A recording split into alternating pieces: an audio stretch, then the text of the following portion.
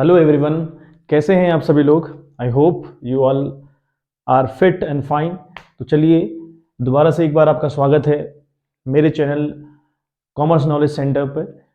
तो 11th की series में हम लोग बात कर रहे थे जीएसटी के ऊपर। ठीक है, बात हमने जीएसटी के ऊपर बात करी थी और जीएसटी का जो बेसिक इंट्रो था थोड़ा बहुत जितना रिलेवेंट हम लोग के लिए था उतनी पर हमने बात करी थी। सेकंड हमने उसके ऊपर एक क्वेश्चन टीएस ग्रेवाल की बुक से किया था, पहला क्वेश्चन। ठीक है, बात एंट्रीज करनी सीखी थी और साथ साथ सीखा था कि जीएसटी को सेट ऑफ किस तरीके से किया जाता है, किस तरीके से एडजस्टमेंट किया जाता है। आज फिर एक क्वेश्चन हम लोग उठा रहे हैं, सेकंड वाला क्वेश्चन हम लोग उठाएंगे और यहाँ पर भी हम सीखेंगे कि किस तरीके से हम लोग एडजस्टमेंट जीएसटी के रिगार्डिंग करते हैं। ठीक है बात। अब बेटा सेट ऑफ की जो एंट्री हम लोग सेपरेट सीख रहे हैं ना, वो कोई तरीका नहीं है सीखने का। जो सीखने का सही तरीका और बिल्कुल सटीक अच्छा तरीका हुआ, आप क्वेश्चन करते जाइए और एडजस्टमेंट सीखते जाइए साथ साथ, है ना। एक एडजस्टमेंट हम लोगों ने कल कर रखा है, वही एडजस्टमेंट हर जगह लागू होगा। तो सेपरेटली एक बार एडजस्टमेंट सीखने बैठेंगे, एक बार एंट्री सीखने बैठेंगे तो उसका कोई मतलब नहीं बनता, है ना। तो आप लोगों ने साथ साथ जितना भी आपको करवाया जा रहा है उतना आप करते जाइए और थोड़ा सा प्रैक्टिस मांगती हैं चीजें। प्रैक्टिस करने के बाद आपको भी चीजें इजी लगने लगेंगी।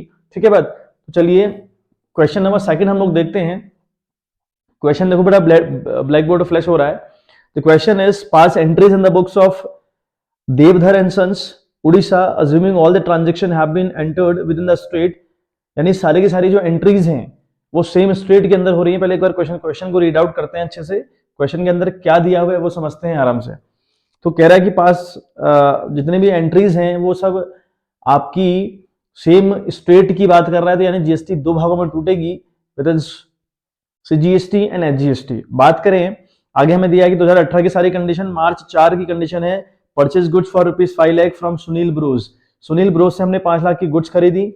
Purchase return to Sunil bros 20,000। हमने उसी सुनील ब्रोज को 20,000 की गुड्स रिटर्न कर दी।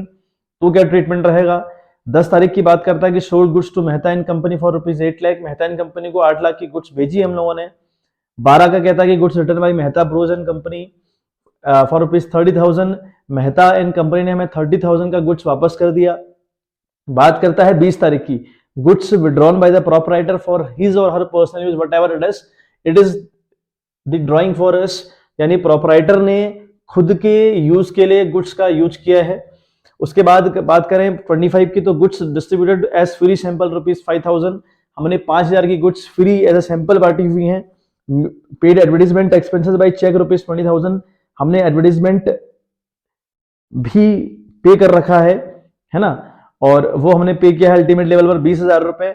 आगे 31 की लिखी है कि payment made of balance amount of GST. जितनी भी अमाउंट ऑफ जीएसटी बचेगी जो गवर्नमेंट को सबमिट होनी चाहिए वो हमें गवर्नमेंट को देनी है बच्चे। ठीक है बात। तो चलिए बात करते हैं इसके ऊपर किस तरीके से क्वेश्चन सॉल्व होने वाला है।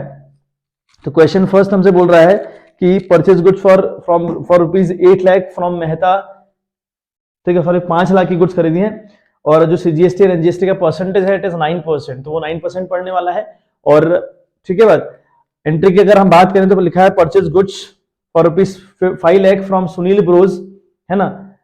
तो सुनील ब्रोज से हमने 5 लाख की बेटा गुड्स खरीदी। अब अगर हम बात करें गुड्स की, तो गुड्स की हम एंट्री किस तरीके से करें, खरीदने की एंट्री हम लोग किस तरीके से कर रहे थे भाई।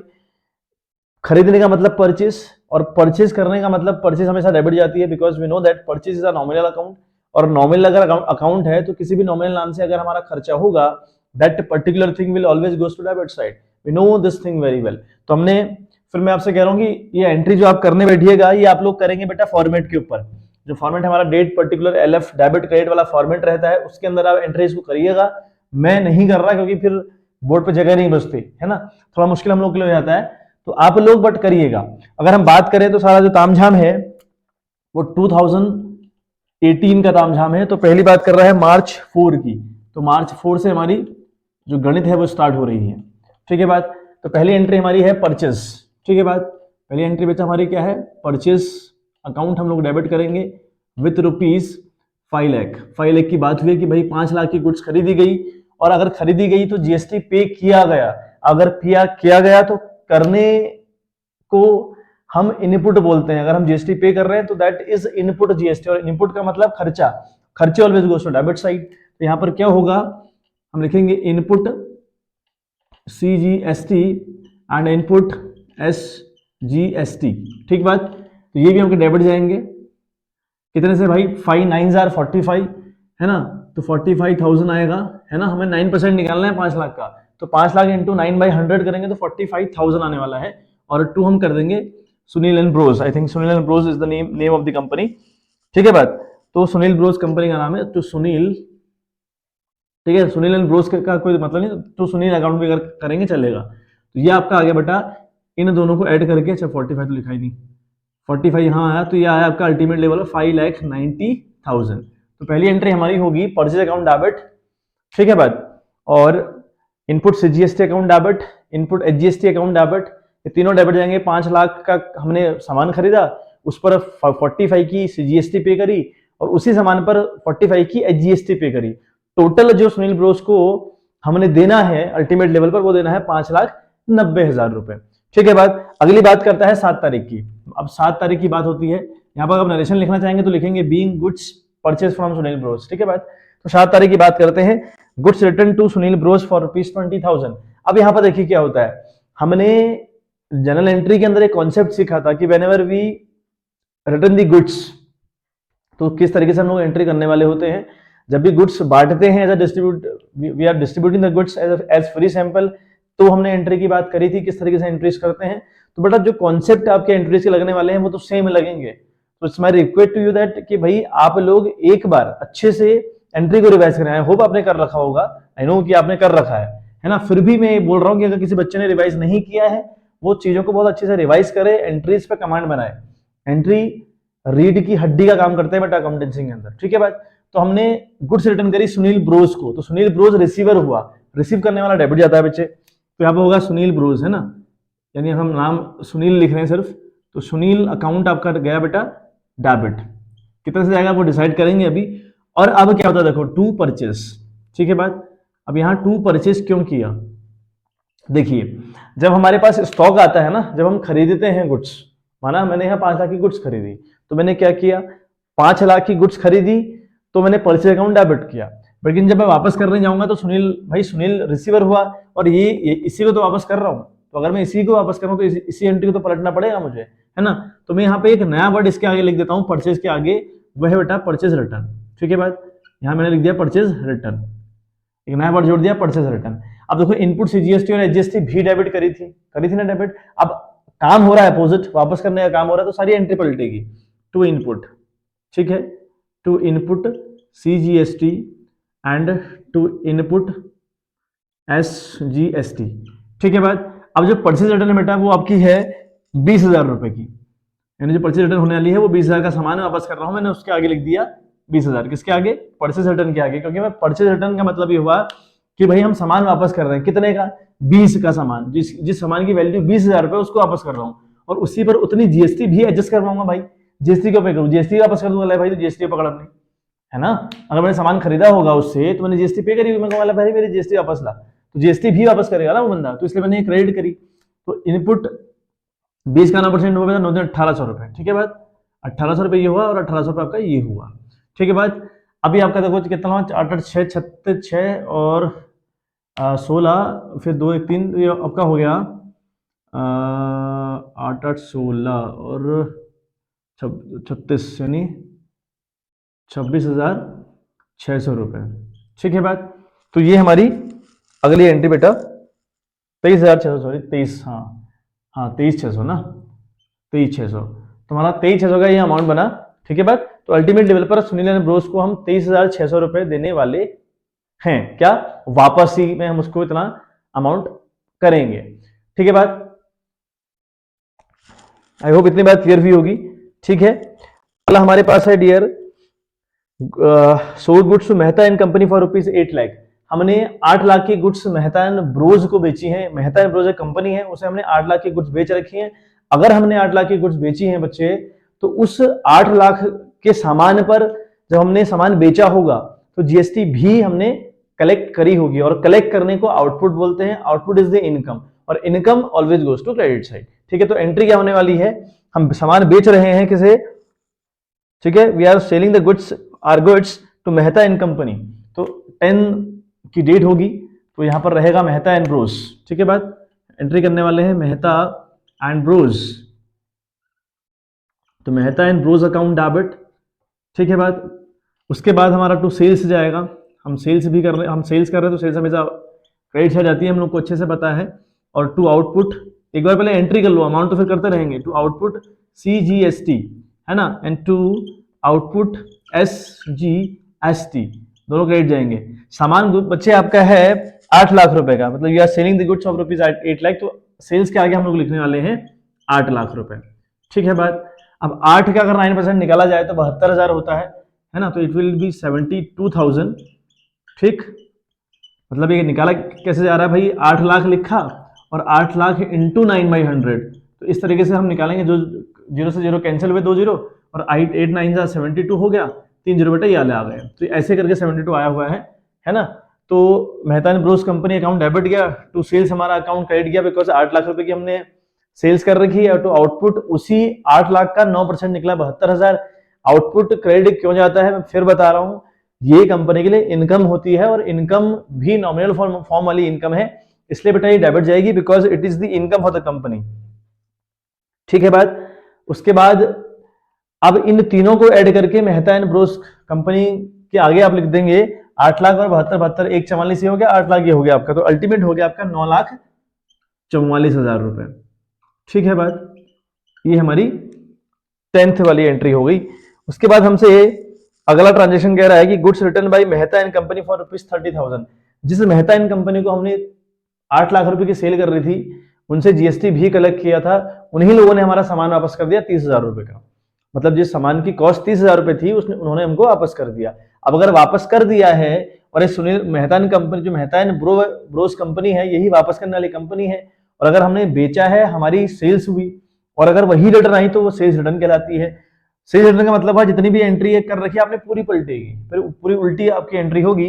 तो हम लोग क्या करने वाले हैं, ठीक है, first of all will write down sales return account, है ना। तो ये डेट आई थिंक कितने की, 12 की, सॉरी डेट ये आपकी 12 तारीख की है, तो 12 की डेट आएगी।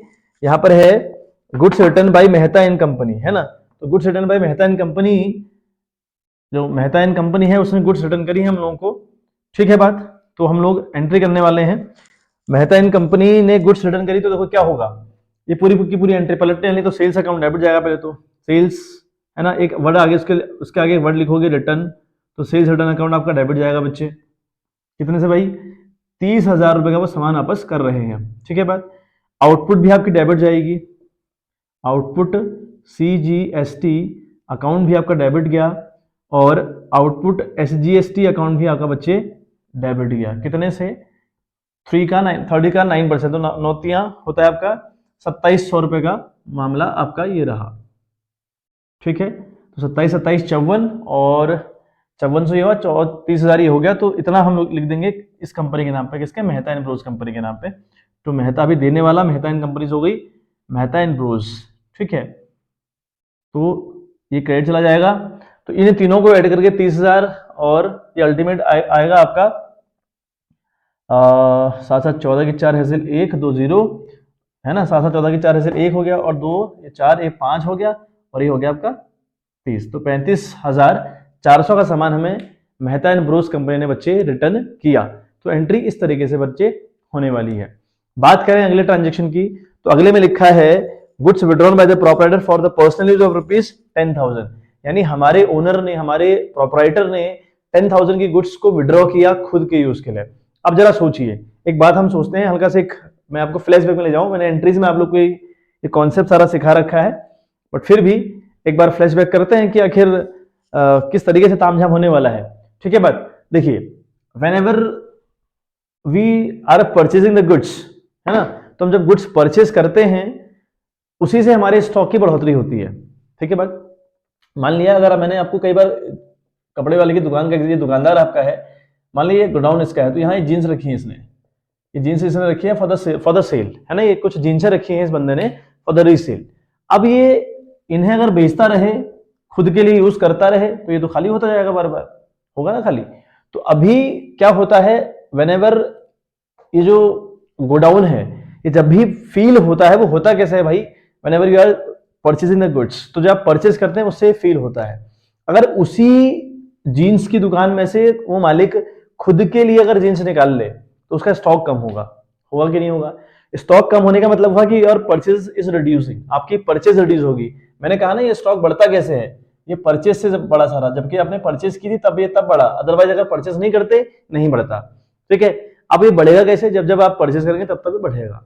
ठीक है बात, इसी परचेज को आप खुद के लिए यूज करेंगे तो परचेज अकाउंट डेबिट गया था जब आपने खरीदा था, अगर आप इस परचेज को रिड्यूस करना चाहेंगे तो इसको आप क्रेडिट करेंगे। अब ये रिड्यूस कब कब होती है भाई, जब जब हमारा ओनर खुद के यूज के लिए कंपनी से गुड्स निकाले एक बार, तब ये रिड्यूस होगा। अगर गुड्स बांटी जाए एज ए फ्री सैंपल तब ये रिड्यूस होगा।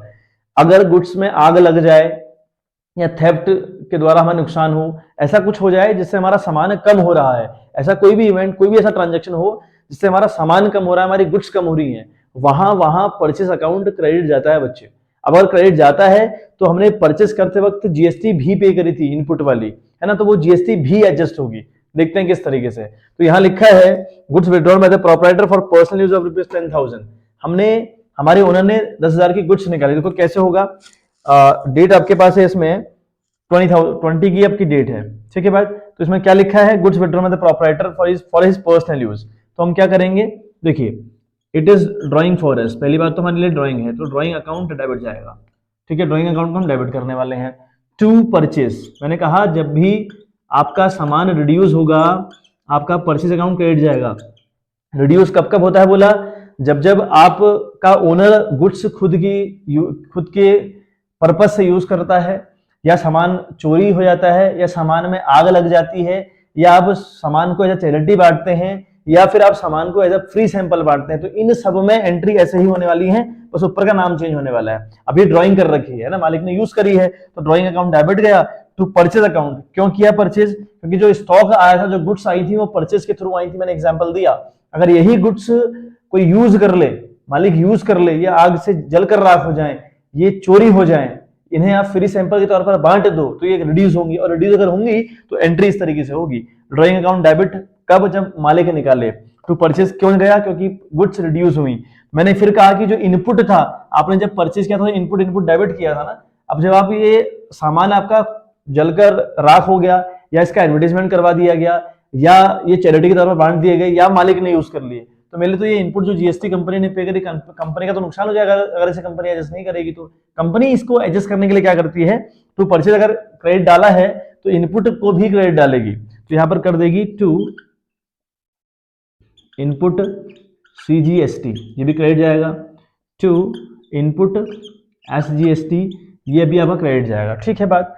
अब देखिए परचेज कितने की है भाई, परचेज हमारे ओनर ने यूज करी है for his personal use of ₹10,000, अब ₹10,000, तो 10,000 आपका यहाँ आ गया, परचेज के आगे 10,000 रुपए। ठीक बात, 10 का 9% हुआ 900 बच्चे।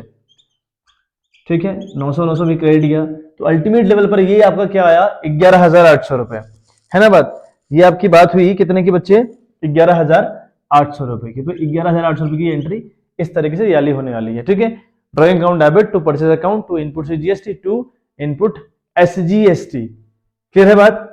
तो हम लोग ऐसे एंट्री करने वाले हैं।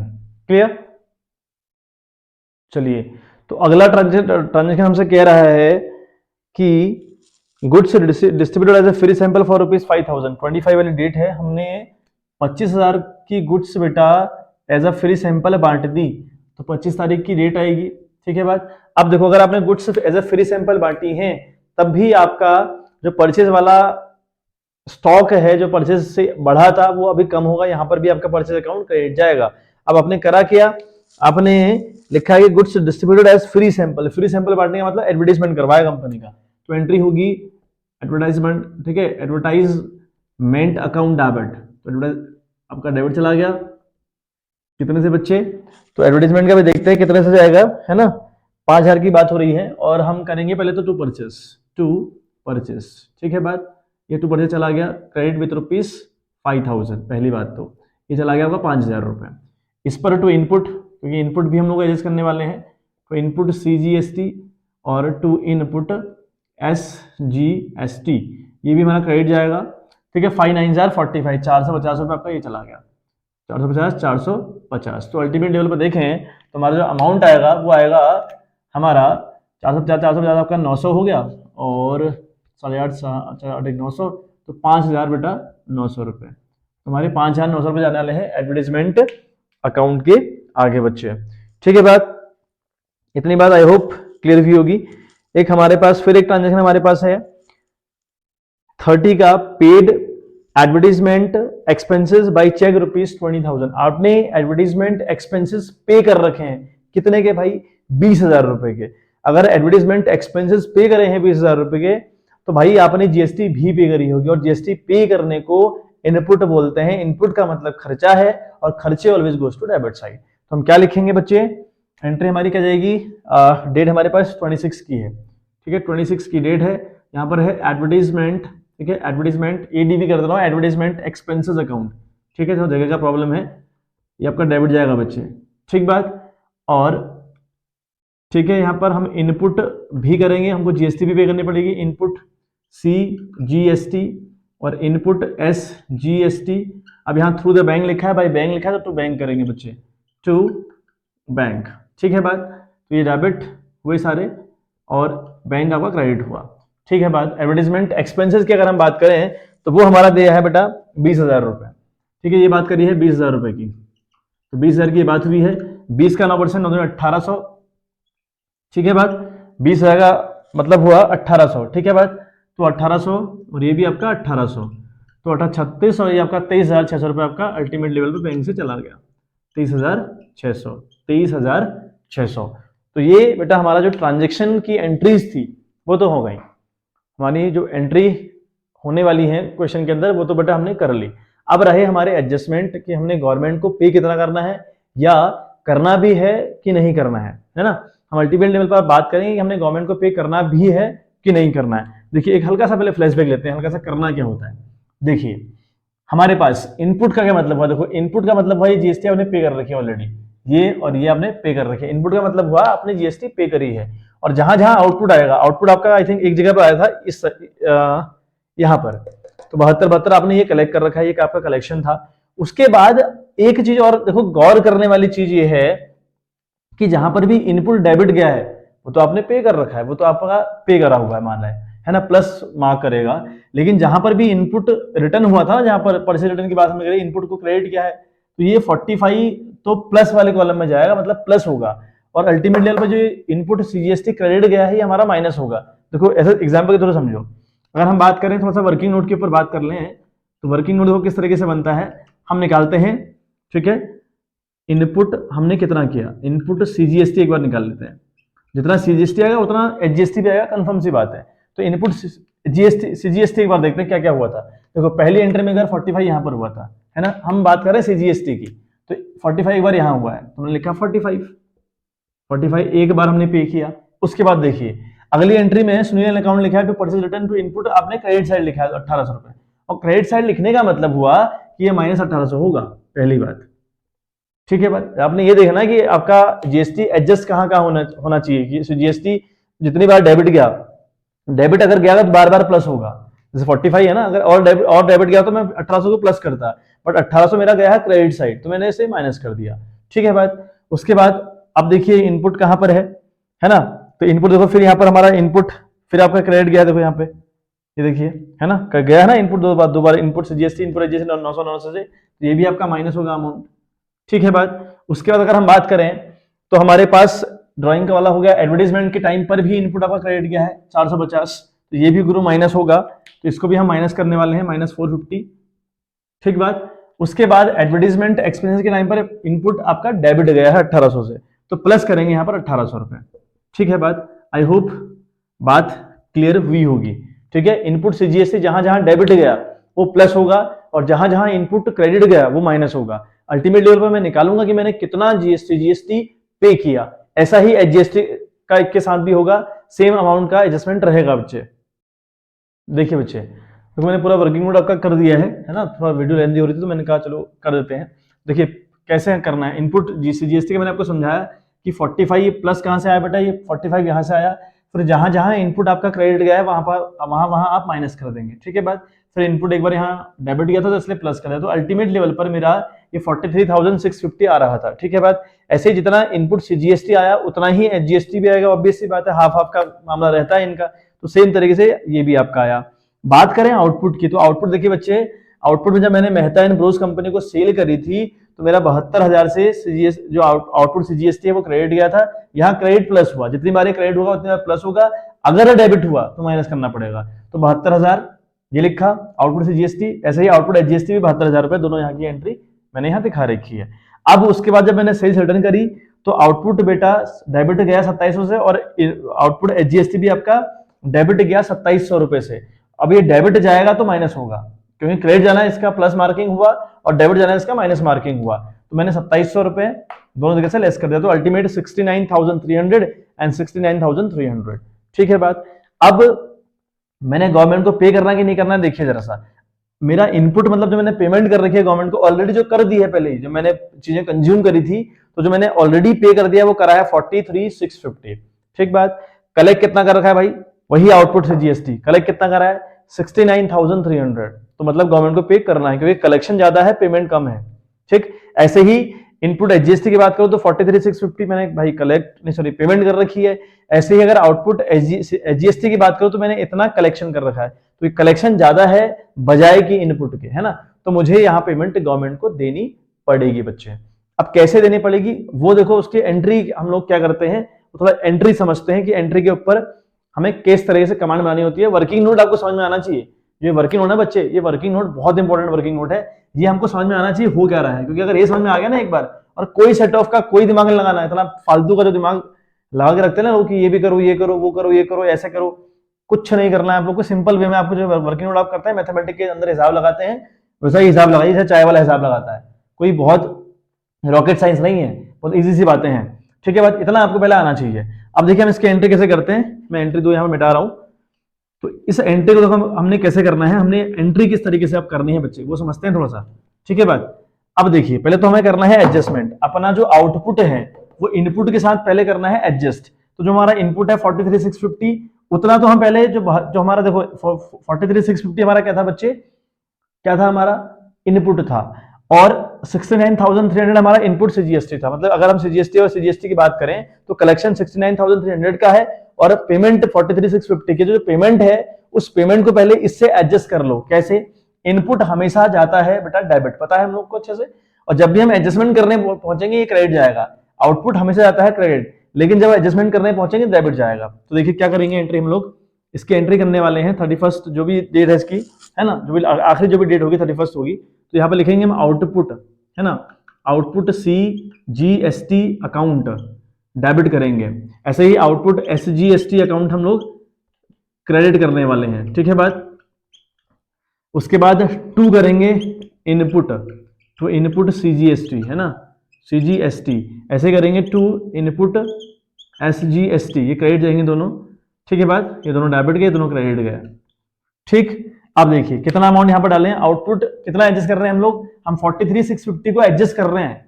ठीक है बात, 72,000 की, मतलब इसकी एंट्री मत करना 69,300 लिखो आप यहाँ पे, नहीं करोगे ऐसा। आप इस वाले अमाउंट को एडजस्ट कर रहे हो विद दिस अमाउंट, तो अब क्या लिखोगे 43,650, तो 43,650 यहां भी आपका लिखा 43,650, यहां भी आपने लिखा 43,650, यहां भी आपने लिखा 43,650। तो चारों एंट्री सेम अमाउंट के साथ आएंगी 43, 43, 43, 43। ठीक है बात। 43 से वाला 43 एडजस्ट हुआ, मतलब इस 43 से मैंने जो मेरा इतना पेमेंट करनी थी, मुझे भाई इतना मैंने कलेक्शन है 69,300 मेरा कलेक्शन है, तो कलेक्शन से पहले अपना पेमेंट तो लेस कर लो। और लेस करने का तरीका क्या है अकाउंटिंग के अंदर, जिसको डेबिट किया था उसे क्रेडिट करो, जिसको क्रेडिट किया उसको डेबिट करो, है ना। ये हमने एंट्री कर दी। तो बीइंग एडजस्टमेंट सेट ऑफ हमारा हो गया, सेट ऑफ हम लोगों ने कर दिया। अब अल्टीमेट लेवल पर देखना है कि कितना हमको पेमेंट करना है। देखो हमारा जो अल्टीमेट मुद्दा है वो 69,300 हमने 300 इंडिविजुअल की बात कर रहा हूं, जीएसटी और जीएसटी की, तो दोनों का अमाउंट सेम होगा। तो मैंने 69,300 सेपरेटली कलेक्ट कर रखा है, उसमें से 43,650 की मैं ऑलरेडी पेमेंट कर चुका हूं, इसकी तो नहीं करूंगा। आप करना कितना है मुझे, 0 से 0 लेस, देखो 10 से 5 गया तो 5, यहाँ रहा 12, 12 से 12 6 गया तो 6 आया, यहाँ रहा 8, 8 से 3 गया तो 5, यहाँ 6 से 4 गया तो 2, यानी 25,650 की मुझे पेमेंट अल्टीमेट लेवल पर गवर्नमेंट को इंडिविजुअल, मतलब 25,650 की पेमेंट करनी है आउटपुट सीजीएसटी की, सॉरी सीजीएसटी की, और ऐसे ही 25,650 की पेमेंट करनी है मुझे एसजीएसटी की, मतलब स्टेट और सेंटर को दोनों को इक्वल इक्वल होगा।